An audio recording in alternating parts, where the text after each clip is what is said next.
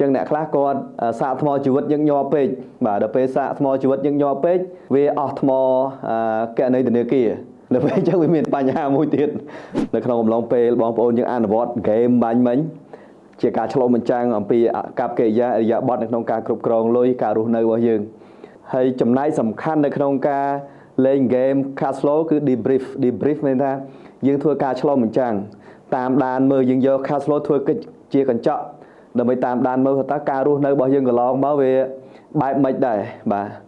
ដោយករណីខ្លះអ្នកខ្លះគាត់ច្រឡំទ្រព្យថាជាបំណុលអ្នកខ្លះច្រឡំបំណុលថាជាទ្រព្យដល់ពេលយើងធ្វើឲ្យជីវិតរបស់គាត់មានបញ្ហាអ្នកខ្លះគាត់ច្រឡំ do that បាទជួនកាលយើងឃើញរបស់នេះថ្មីរបស់នោះថ្មីដោយករណីខ្លះអ្នកខ្លះគាត់និយាយថាស្បែកជើងមានហើយប៉ុន្តែលពឹសដៃយកលុយទៅទិញអាស្បែកជើងថ្មីមកថែមទៀតរួចហើយអត់ត្រូវការអីសោះស្រាប់តែទៅបងរំលោះយកកង់មួយមកជិះលេងតម្លៃជា$3000ចាហ្នឹងគេហៅ do that ព្រោះអត់មានត្រូវការអីសោះអាកង់ហ្នឹងអានេះគេហៅ do that ហើយអញ្ចឹងអ្នកខ្លះគាត់ច្រឡំថាហ្នឹងគឺជាទ្រព្យហើយអ្នកខ្លះគាត់ច្រឡំជាមួយនឹងអាការសបាយរយៈពេលខ្លីហ្នឹងថាជា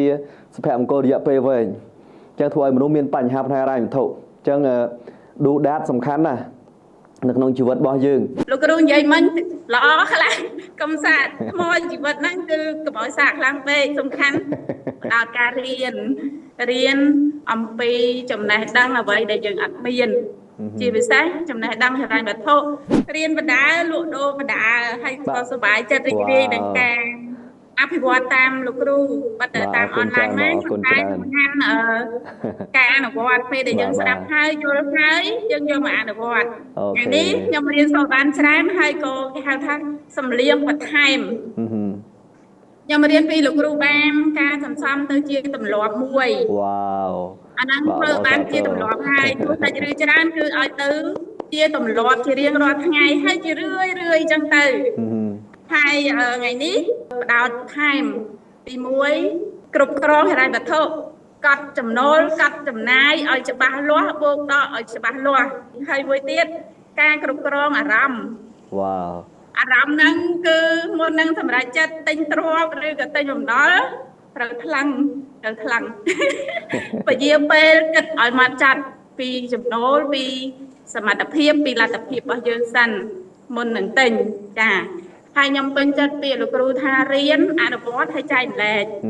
អញ្ចឹងអតិថិជនណាដែលមកជួបខ្ញុំអាចចែកម្លែកអំពីលុយអំពីចំណេះដឹងហិរញ្ញវត្ថុហ្នឹងខាតចំណេញអីធ្វើអីខាតធ្វើអីចំណេញណា